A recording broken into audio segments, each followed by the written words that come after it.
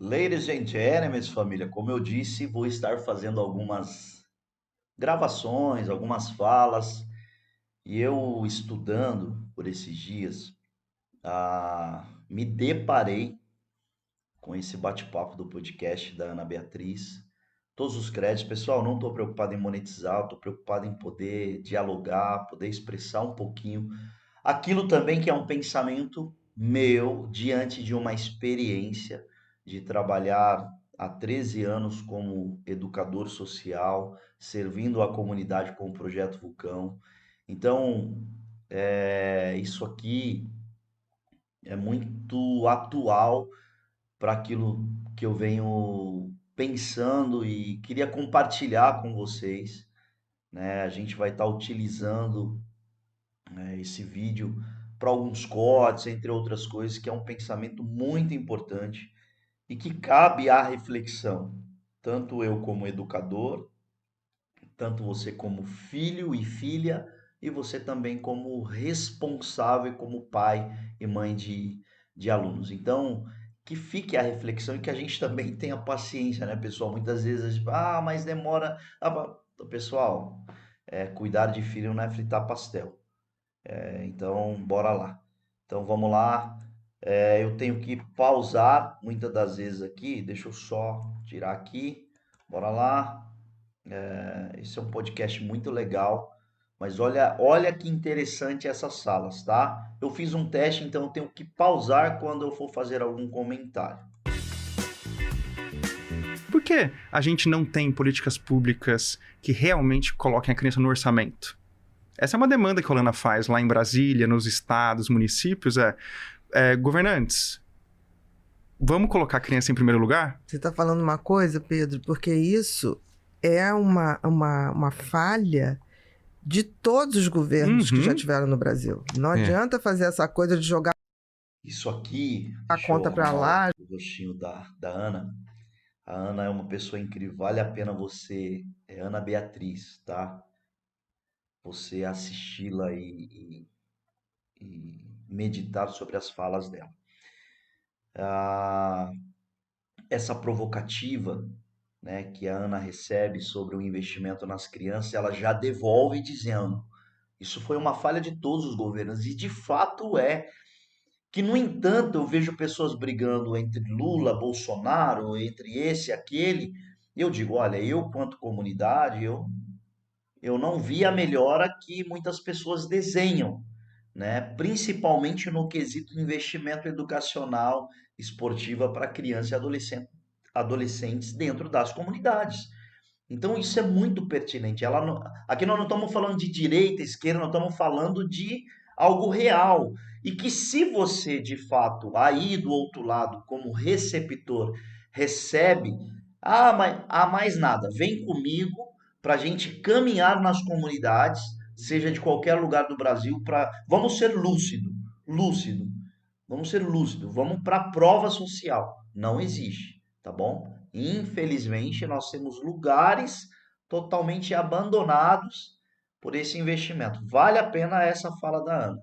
Então aqui não tem partidarismo, tá? Bora lá. Joga foi para lá, foi cá. aqui, o meu Não tá tendo foi, isso. nenhum governo foi efetivo Nenhum. em fazer isso. E isso tem reflexos, né? Com certeza. No orçamento, se a gente pega o histórico do orçamento destinado a políticas públicas de crianças e adolescentes no país, infelizmente não reflete a importância que a gente está conversando aqui. Se é o período mais importante da existência, infância é isso, a neurociência mostra isso. isso. Presta atenção nessa fala que ele vai trazer agora. O cérebro, vocês sabem, né? A cada segundo tem 1 milhão de novas conexões durante a infância.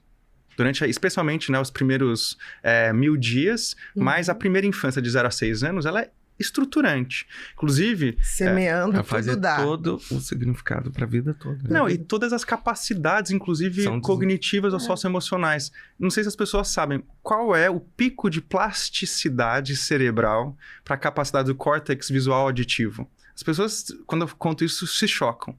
3 meses de idade. 3 meses. E o que a gente tem feito? A gente tem colocado o celular, talvez com alguns desenhos que idiotizam e que a gente precisa ficar ligado. Então, nada mais importante do que ter um profissional falando e nos provocando a isso. Agora, pessoal, vamos lá. Existe a fala e o receptor. E a gente precisa estar desarmado para estar assistindo certas coisas. Por quê? Porque a gente sempre vai, mas eu não concordo. Mas, gente, é gente que estuda, que se dedica, profissionais trazendo informações riquíssimas para que a gente receba a informação e tenha uma atuação muito precisa. Porque o diagnóstico nós temos vividos dias de crianças adoecidas emocionalmente e totalmente fracas.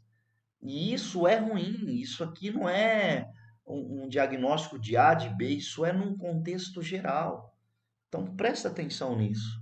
E presta atenção o que você tem colocado para os seus filhos muitas das vezes. Pelo motivo simplesmente de você querer ser o pai e a mãe legalzão. Cuidado.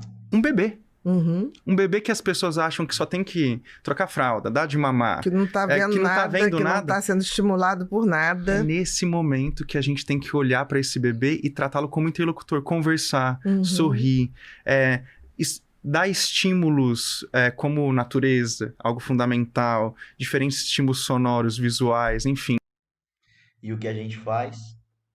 E a gente se admira quando a criança pega o celular e fica passando o dedinho na tela.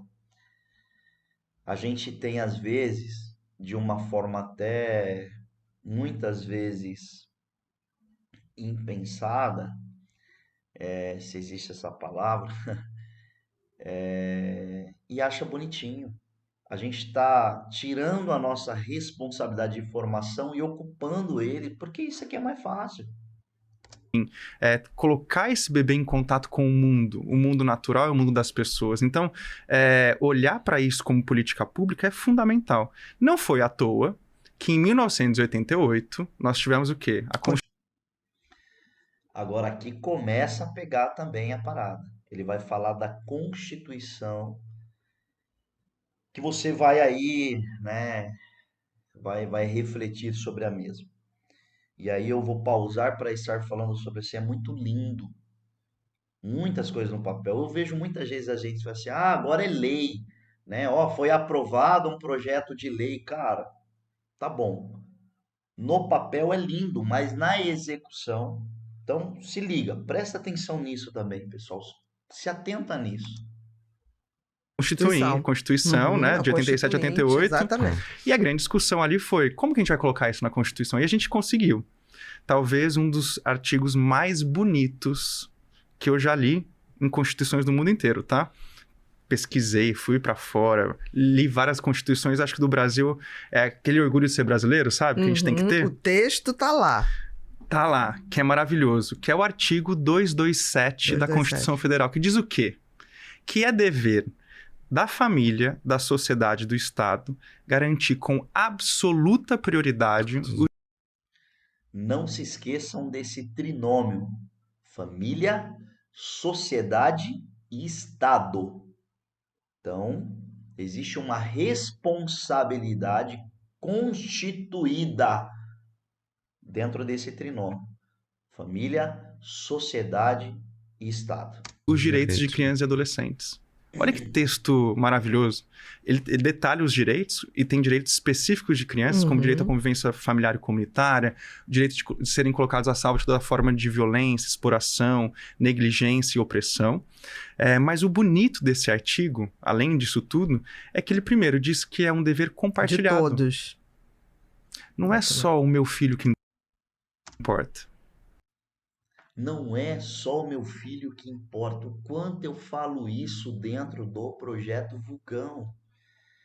Primeiro que nós não temos os pais não curtem as redes sociais como se deveria. De curtir, compartilhar. Curtem as fotos que os filhos estão, muitas das vezes, ou, né? A sociedade, a comunidade não curte.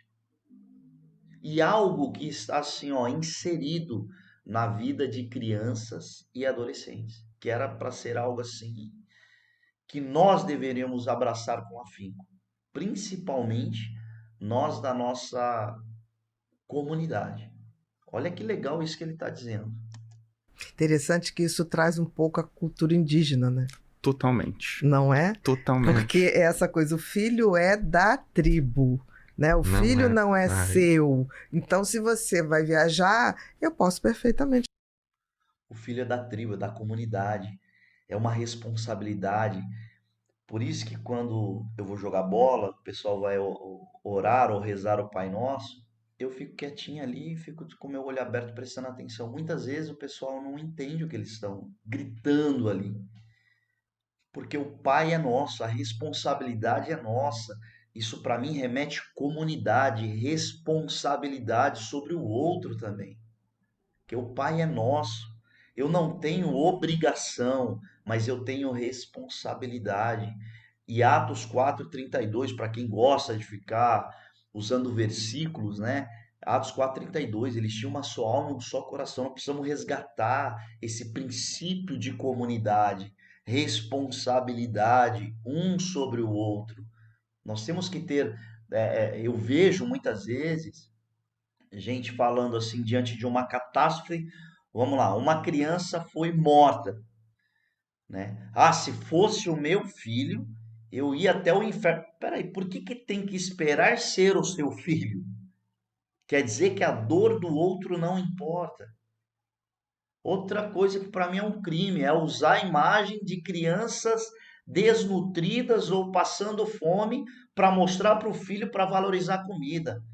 Ou usar a desgraça alheia para motivar outra pessoa. Muitas pessoas às vezes vêm com uma foto de uma pessoa que está num leito de hospital.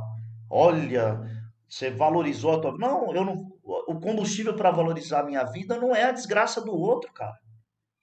Então não precisamos parar com essa coisa de assim, ter que esperar chegar dentro. Não. Entenda de uma vez por todas, a responsabilidade é nossa. E o mundo atual tem pregado com força há dias e há tempos que nós não temos essa responsabilidade, que nós devemos pensar somente no eu. Não é em nós, é no eu. Você tem que pensar o quanto eu sou aconselhado a parar com o Projeto Vulcão para pensar em mim. E eu não sou herói de nada, viu, pessoal? O ser humano que vos fala aqui é cheio de falha e o que mais falha. E não tô de clichêzinho, não. Eu reconheço as minhas falhas, mas tô no corre pela comunidade. Te ajudar na educação. As culturas e comunidades, né, cuidados, ancestrais, né? Ou de comunidades locais carregam essa sabedoria já há muito tempo. Que a gente foi um pouco... literalmente matando em muitos casos, mas mudando essa prática. No Brasil, por exemplo, quando chegou as reduções jesuíticas no Brasil, foi proibida a adoção entre tribos, que era algo muito comum, a adoção e aberto. Era um processo natural, a criança se afeiçoar a uma outra pessoa na tribo e ficar mais próxima dela. Coisa que hoje no Brasil a adoção é fechada, vários tabus, e as pessoas têm... É triste a burocracia que se tem para adoção. E também a coisa leviana, né? De um lado, que eu não vou entrar na polêmica, mas a coisa assim, eu quero adotar o casal de brancos, quer adotar o pretinho para mostrar que tem relevância, né? Sei lá, tem gente que quer lacrar. Então, pessoal, ser humano é ser humano, mas tudo bem. Mas eu entro nesse assunto talvez em outra ocasião. Mas essa coisa da burocracia para se adotar, ela acaba tirando um ciclo e a permissão de crianças serem colocadas em lares. E que muitas vezes são apoiadas até os seus 17, 18 anos, mas depois da maioridade agora você se vira. É complicado. Essa dificuldade de entender que a criança tem outra história. E tudo bem ela ter outra história, tudo bem ela se afeiçoar e criar novos laços familiares. Mas na dimensão da Constituição, colocar isso de maneira, uma responsabilidade compartilhada entre família, sociedade e Estado, traz um recado que a gente não entendeu ainda. Ainda não caiu a ficha, até... Aí, pessoal, quando ele fala sobre a a fala da Constituição, o que me intriga realmente é assim, ó, se nós defendêssemos a Constituição, o quanto nós defendemos Lula, Bolsonaro e essa guerra política que só nos divide, enquanto vocês estão brigando aí, eu tô aqui, ó, cuidando de criança e adolescente porque estão morrendo. Tem pessoas se viciando, tem mãe sofrendo, tem pai sofrendo, tem criança sofrendo, tem idosos sofrendo. Então nós estamos numa guerra por coisas que eu acho que contra frutos não tem argumento. Então, eu acho que eu acho não, a gente já tem na escrita, né, coisas que necessitam de execução. Chega de falácia. Então tá na hora da gente parar de. Será que você não divulga mais a, a tua ideologia política? Talvez você não tenha divulgado mais a tua religião, né? Do que propriamente o nome de Jesus. Talvez você não tenha gastado, né, ou gasto a tua energia com coisas que não vão acrescentar. Para pensar. Porque fica assim, não, você que teve o filho, quem pariu Mateus, que embale. Esse ditado é horrível. É horrível. É horrível, É mas as horrível. pessoas falam. Mas mostra Você mais que uma teve vez. filho, você que quis ter filho, a responsabilidade é sua. E mais uma vez mostrando justamente Essa como a gente absorveu. coisificação, né? Tipo assim, você teve esse embrulho ali, você que carrega esse E embrulho. pior, colocou na mulher que pariu toda a responsabilidade. Exatamente. Tem uma dimensão aí. Aí é outro assunto que ele vai trazer, que eu tenho desde o início do Projeto Vulcão. E pessoal, não estou aqui de lacração e não. Eu fico feliz em saber que nós estamos trilhando um propósito há 13 anos que ainda, infelizmente, aí eu vou usar o termo infelizmente, o pessoal não entendeu. Mas a gente está dentro do mesmo propósito debaixo de diagnóstico, porque o que ele vai dizer aqui é muito importante. Porque um dos erros que as pessoas cometem é assim, o Projeto Vulcão cuida de criança. Não, a gente cuida de pessoas, de famílias, porque se eu alcanço a criança, que é para mim é a parte mais sensível de toda a humanidade, quando você cuida da criança e do adolescente, você está alcançando a avó, você está alcançando o pai, a mãe, a sociedade num todo. E no Brasil, as pessoas elas não entendem o trabalho preventivo como o vulcão. A pessoa tem que estar agonizando numa cama, ou perder uma perna, ou ficar com um diagnóstico de uma doença agressiva, um câncer, para a gente se sensibilizar. Mas talvez se a gente tivesse esporte, instrução de como se alimentar, de como se portar, a gente evitaria muitas catástrofes. Então, tudo é conscientização e informação que geram educação. Então, isso que ele vai dizer agora sobre as mulheres é algo que eu apregou. A mulher, ela dentro de comunidade, ela aborta os seus sonhos para cuidar dos seus. E assim, as mulheres, elas vivem uma agressão quanto a essa decisão de amor que presta atenção nessa fala. Aí, que é um outro grande tema, que é da economia do cuidado, que fala o seguinte: hoje são as mulheres que cuidam. Grande maioria. Inclusive das crianças. Quem que abandona estudo para cuidar de criança ou cuidar de algum ente familiar? Mulheres. E elas estão recebendo para isso? Estão sendo valorizadas para isso? O trabalho de cuidado é invisível. Então é quem pariu mesmo que o embale. Exatamente. E a gente tem que transformar isso. Não é só quem pariu Mateus e o próprio Mateus, eles têm que ser cuidados por todos nós. Tenha filho ou não. Isso é importante. Tenha filho ou não. Eu não tenho filho.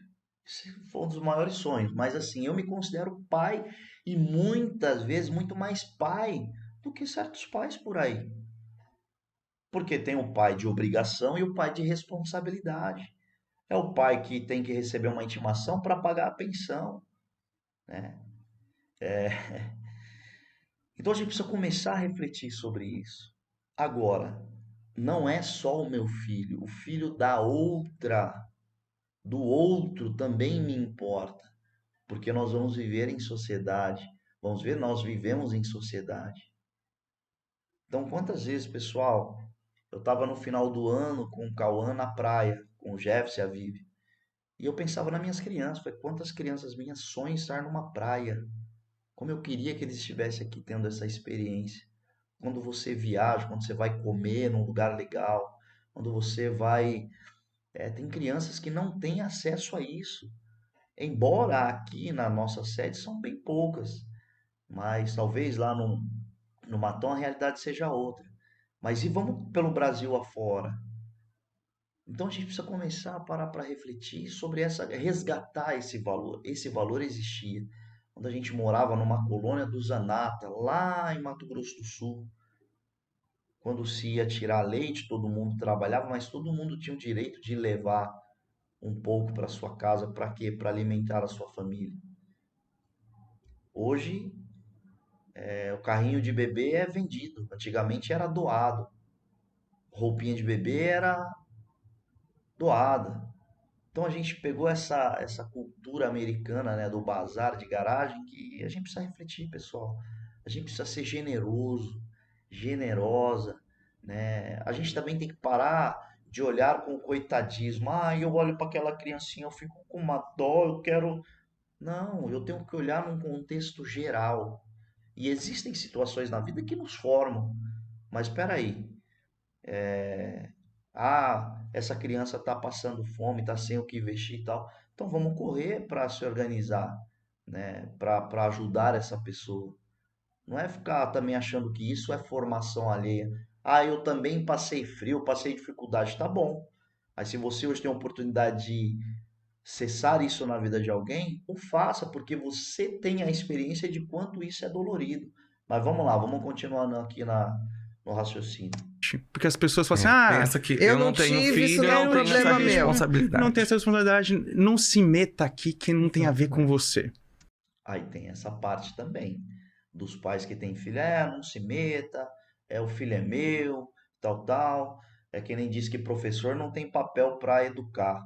Não, professor não educa, ele ensina. Cara, desculpa, eu recebi muita educação dentro da escola e eu tenho um papel de educação, de educador.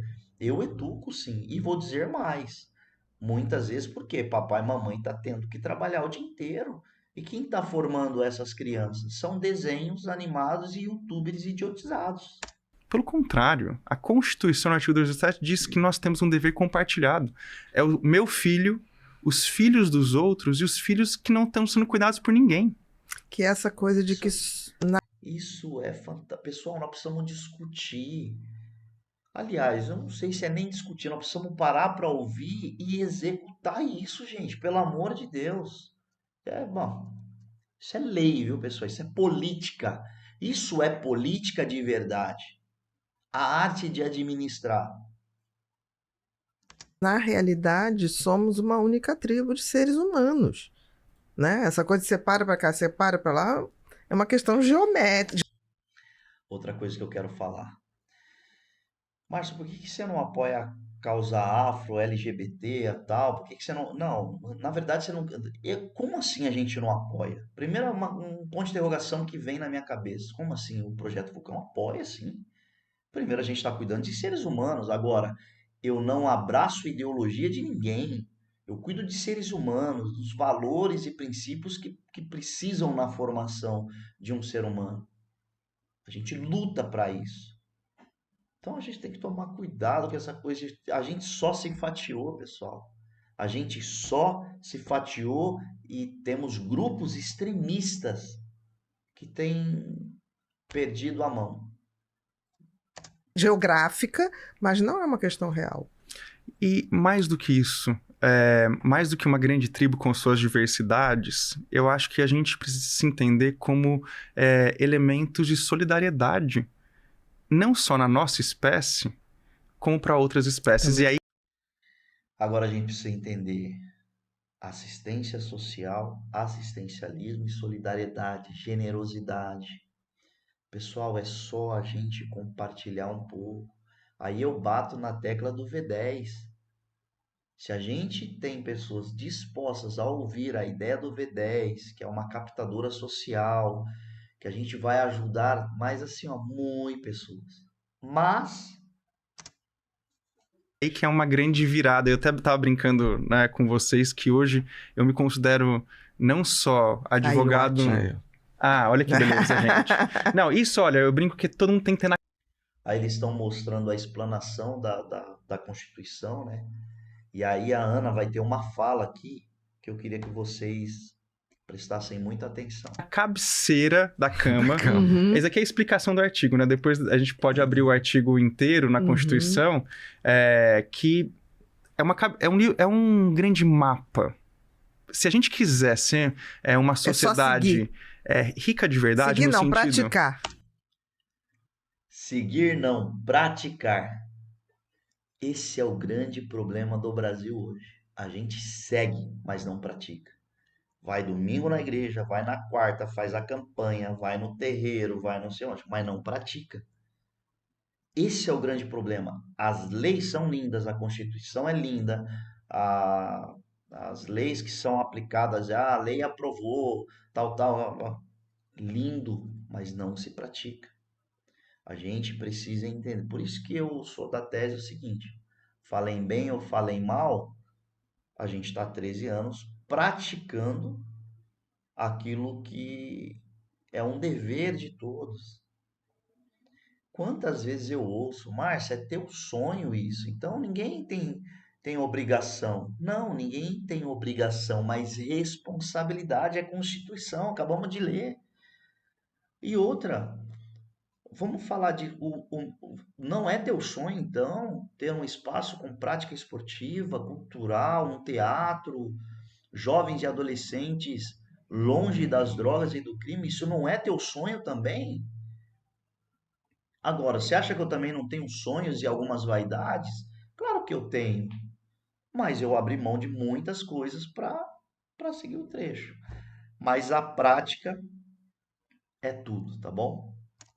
Colocar isso na cabeceira, colocar as crianças no centro. Não é que elas vão virar reis, né? Muita gente confunde isso. Quando fala colocar a criança no centro, achar que a criança vai mandar e tem que botar limites, a criança tem muito direito. Não é sobre isso que a gente está falando. O que a gente está falando é que colocar as pessoas mais vulneráveis, que têm outras formas de olhar para o mundo, nesse centro de preocupação, vai melhor para todo mundo. Um exemplo claro disso, sabe qual que é? Calçada. Se a gente construir uma calçada boa para uma criança andar, ou para uma mãe e um pai empurrar um carrinho, ela não vai ser uma calçada melhor para todo mundo? Todo mundo. Todo mundo vai se beneficiar disso. Se a gente... Esse é o viés também que eu bato dentro da captadora social V10, e o que eu mais ouço dos empresários é que não tem jovens e adolescentes querendo trabalhar. Mas por quê? Porque nós não fizemos a calçada. Quem fez a calçada foi isso aqui, ó. Foi o celular, que os jovens queriam ser gamers, queriam ser youtubers, mas achando que ser youtuber é muito simples, é só pegar um vídeo idiota, você ter uma fala mais educada. Teve aluno de 11 anos, 7 anos que pediram para fazer uma Copa Corote, porque viram na internet. E sendo que o maior dissolvente de famílias nas comunidades é o álcool. Então, olha só a responsabilidade, que o cara não tem ciência. Mas o receptor dessa informação do outro lado recebe isso de uma forma agressiva e até devolve para mim muitas vezes agressivamente. Mas não para pisar numa comunidade e entrar no lar de pessoas que sofrem com o álcool. Eu tenho famílias que eu ajudei a vencer o álcool e que eu posso te levar o quanto isso é recompensador para as famílias. Isso me traz, nossa, não, isso é simples de se fazer. É só a gente ter espaços, ouvir, ter profissionais e estar disposto. Agora, é simples? Não, gente, não é romântico como é na fala ou como é nas fotos. Não, o trabalho é difícil, é árduo, construção é complexo. Construir um bairro que vai ter um parque, vai ter uma escola perto, vai ter, enfim, crianças brincando na rua. Saúde. Vegetação. Vai ser melhor para todo mundo? Vai. Por quê? Menos violência. Gente, criança brincando na rua é sinal de saúde da cidade. Uhum. Criança... Aí eu vou falar da minha cidade. E aí? Sumaré está saudável? Sim ou não? Então, eu sempre disse, né, dentro do projeto Vulcão, nessa pós-pandemia, né, que o nosso contraturno escolar tinha aquele barulho de criança, gritaria, tal, tal. O quanto isso faz falta, né? O quanto isso faz falta. Mas há de voltarmos. A gente brinca no Alana, e quando eu falo brinco, é que eu uso sempre brincadeira no sentido mais grave que existe, que é brincar é bom. Né? Nós não somos homo sapiens, nós somos homo ludens.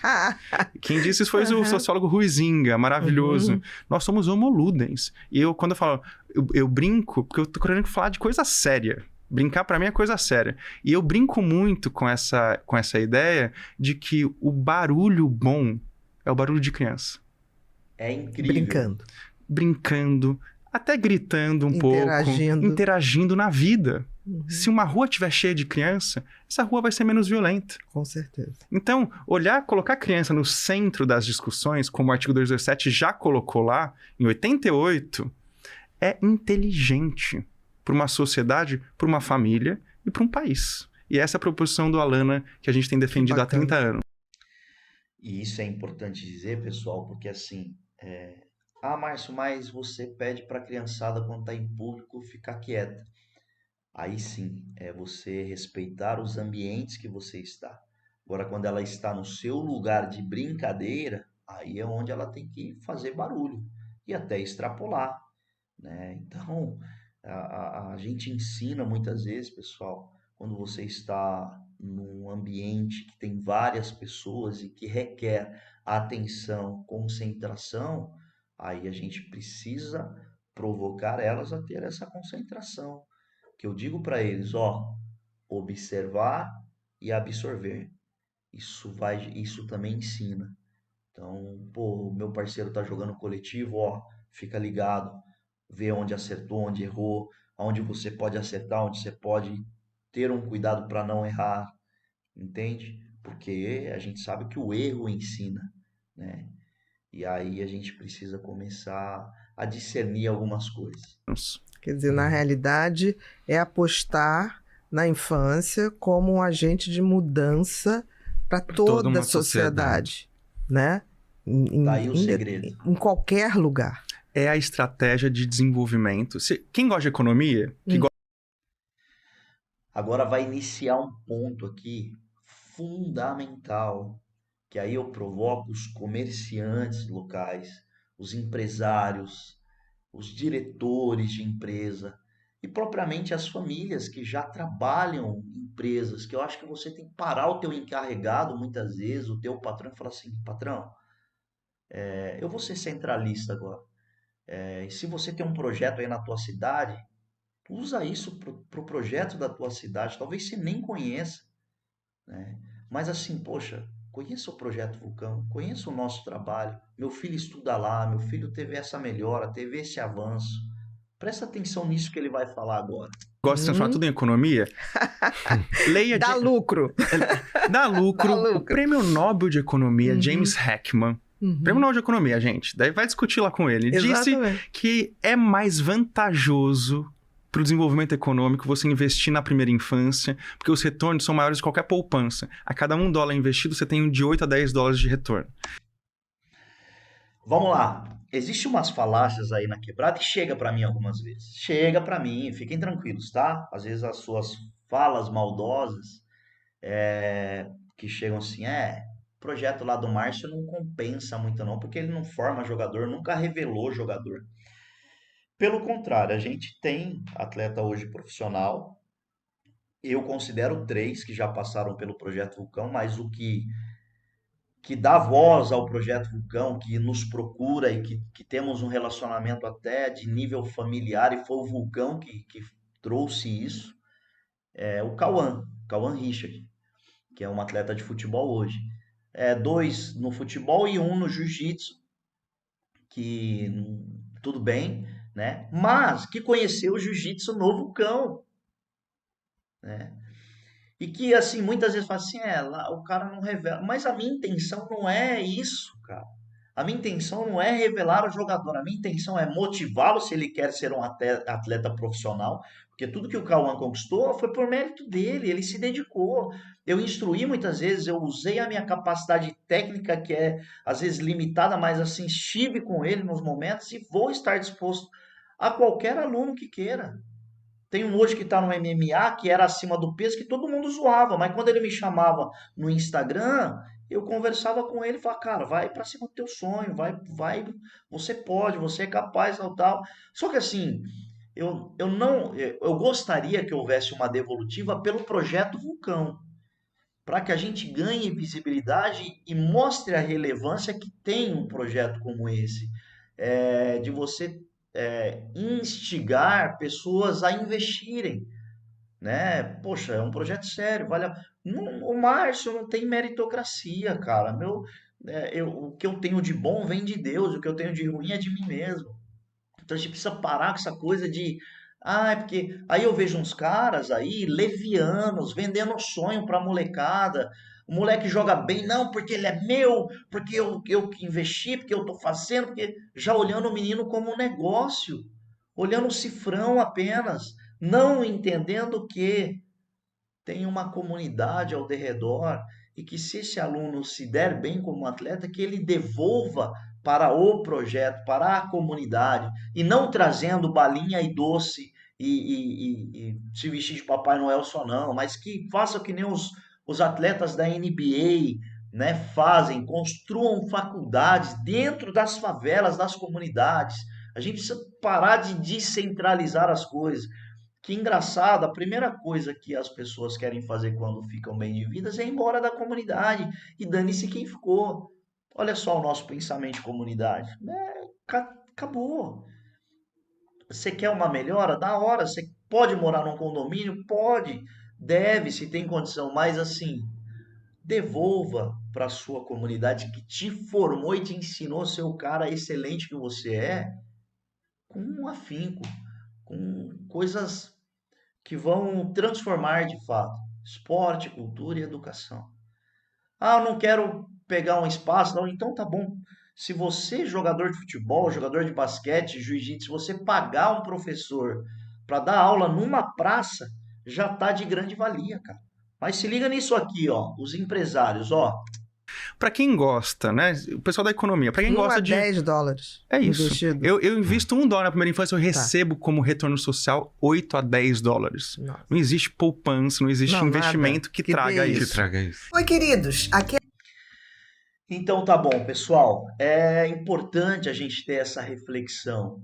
Por isso eu te provoco a conhecer o Projeto Vulcão Espaço, que eu tô falando hoje, né, às 14 horas e 54 minutos, do dia 11 do 7, dia 11 do 7, 11 de julho, com o sentimento que nós precisamos de investimento. Deveríamos agora estar no Projeto Vulcão funcionando. Primeiro diagnóstico, precisamos de uma psicóloga urgente para cuidar das crianças e das famílias. Precisamos desse investimento.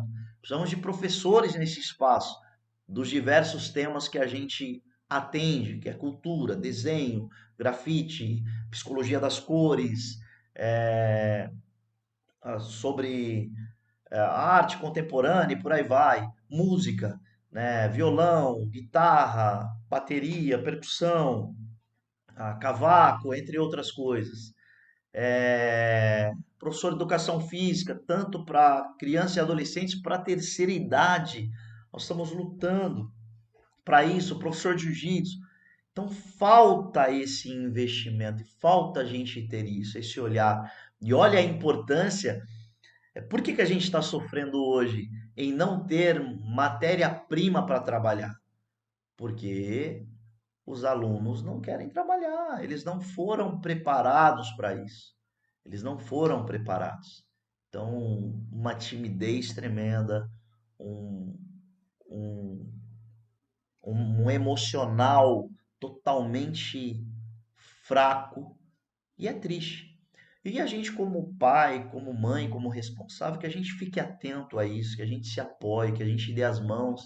E vou dizer mais, né? Dê mais atenção para o teu filho, não dê coisas, né? Tem pai que não consegue ficar nem 1 hora e meia, 2 ou 3 horas com o filho jogando bola sem ficar aqui, ó. Tem pai que tá lá na quadra, isso já aconteceu e acontece em diversos lugares, tá aqui, ó. Não tá nem aí, prestando atenção no filho. Eu fico tão feliz quando eu vejo um pai gritando: vai filhão, vai fulano, vai lá, pá.